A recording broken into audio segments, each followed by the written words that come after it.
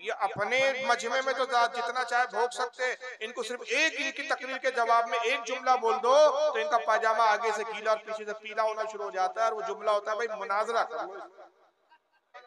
लेकिन जब तक वहाबी झूठ ना बोले वो अपने बाप की ओरिजिनल औलाद हो नहीं सकता। अब ये दूसरे मौलवी साहब को पूरी यानी कैटेगरी यहां से माता, अब इनको सुन लीजिए, इनको भी आप जानते होंगे, ये भी बड़े मकबूल है आपके इलाके में, आते हैं ये भी, सुनिए इनको। सीरत ख्वाजा पढ़ो या अजमेरी, ये हाजी अली की दरगाह पे मिल जाएगी किताब। सीरत ख्वाजा पढ़ो या अजमेरी, ये हाजी अली की दरगाह पे मिल जाएगी किताब। सीरत ख्वाजा किताब है, और कहाँ मिलेंगी? हाजी अली में। आज वो 10 साल होने को आ गए, 8 साल होने को आ गए, बोल बोल के थक गया कि खबीस की औलाद किताब तो हमें दिखा, इसका तो हवाला दे रहा है। मगर मौत आ रही है, सैकड़ों जगह लोगों ने जा जा के पकड़ा है कि भाई तू झूठ बयान कर रहा है, कौन सी किताब है, हमें तो दिखा। कभी सीरत गौस कहता है, कभी सीरत ख्वाजा कहता है, किताब के नाम बदलते हैं। जितने जल्दी आदमी कपड़े नहीं बदलता उतनी जल्दी ये बात बदल गई। अब बहरहाल हाजी अली को किताब मिल रही है, इसी नाम की कोई किताब नहीं, उसमें क्या लिखा है सुनिए इसकी। अजमेरी, ये हाजी अली की दरगाह पे मिल।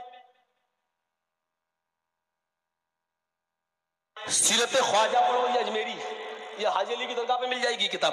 सीरत ख्वाजा पढ़ो या अजमेरी, ये हाजी अली की दरगाह पे मिल जाएगी किताब। सीरत ख्वाजा पढ़ो, लिखा है कि ख्वाजा साहब जब हिंदुस्तान में आए तो एकदम इस्लाम की फैल गया, और इस्लाम ऐसा फैला कि जब वो नमाज पढ़ते थे तो दाएं तरफ सलाम फेरते थे तो 90,000 आदमी मुसलमान हो जाते थे, और बाएं तरफ सलाम फेरते थे तो 90,000 आदमी मुसलमान हो जाते थे। मैंने बहुत गौर किया कि 90,000 दाएं, 90,000 बाएं, कितने हो गए? 1,80,000।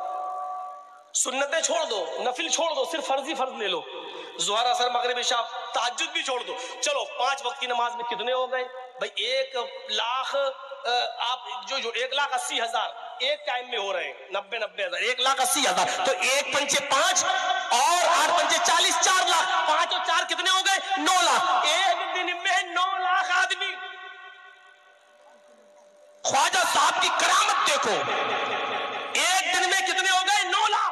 और मोहम्मद रसूलुल्लाह 13 साल पत्थर खाए, मक्के में पिटे, मार खाए, लोग मजबूर कर दे और निकले और हिजरत करके मदीना जाए, तो इस 13 साल की कड़ी मेहनत में कितने लोग इस्लाम लाए।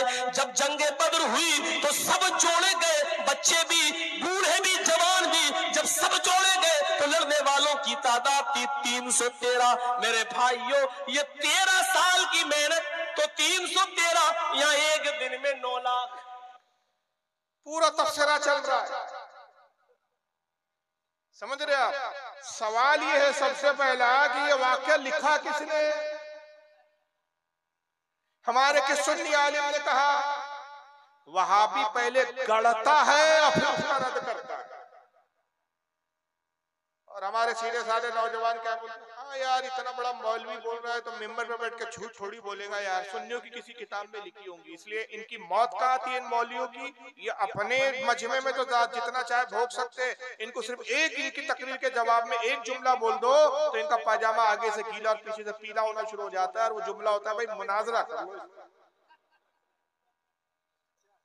तो पाजामे इनके गीले हो जाते।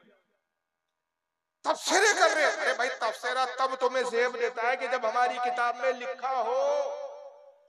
हमारी किस किताब में लिखा है कि आपने इधर सलाम फेरा तो 90,000, इधर सलाम फेरा तो 90,000, और 5 वक्त की नमाज, और सारा कैलकुलेशन लगाया, एक दिन में इतने लाख और 2 दिन में इतने और जिंदगी में इतने, और नबी पाक ने 23 साल तबलीग की, 313 लोग ईमान लाए। जब से इस खबीस को यह भी नहीं मालूम कि जंग बद्र में 313 लोग शरीक थे, 313 ही मुसलमान नहीं थे। जाहिर है कि वो जंग में खवातीनें तो नहीं आई थी बद्र में, वो भी मोमिनीन में थी, बच्चे नहीं थे उसमें छोटे, वो भी मोमिनीन थे, बहुत से सैफुल उम्र बूढ़े नहीं थे जंग में शरीक, तो उसको 313 ही लिखे उसको। और ये कोई दलील नहीं है कि रसूलुल्लाह ने इतनी तबलीग की तो इतने थोड़े ही ईमान लाए। उलमा फरमाते हैं कि जब सरकार सल्लल्लाहु अलैहि वसल्लम का विसाल हुआ तो उस वक्त मदीने और इतराफ में जो कुल मुसलमानों की आबादी थी वो तकरीबन 2,40,000। मगर सबसे ज्यादा इस्लाम फिर किसके दौर हुकूमत में फैला? फारूक आजम। फारूक आजम के जमाने में रोम फतह हुआ, फारूक आजम के जमाने में ईरान फतह हुआ, फारूक आजम के जमाने में इराक फतह हुआ, फारूक आजम के जमाने में शाम फतह हुआ, फारूक आजम के जमाने में मिस्र फतह हुआ, बड़े बड़े मुल्क फतह हुए और वहां इस्लाम पहुंचा। फारूक आजम के जमाने में जितने लोग इस्लाम में दाखिल हुए उतना बाज़ाहिर रसूल के जमाने में नहीं हुए थे, लेकिन सब जानते हैं कि बुनियाद चूंकि रसूल ने रखी, अब कयामत तक जितने ईमान लाने वाले होंगे, जितने मुसलमान होंगे, वो सब रसूलुल्लाह के उम्मती और हुजूर के तबलीग का सरगना माने जाएंगे। ये सब खादिम है, जितने मुबल्लिगीन इस्लाम फैलाए सब नबी के खादिमों में गिनती है। असल खिदमत और असल कारनामा किसका माना जाएगा? और रसूलुल्लाह का, क्योंकि सरकार ने इस्लाम की बुनियाद। तो सबसे पहले तो ये झूठ बोल रहे हैं।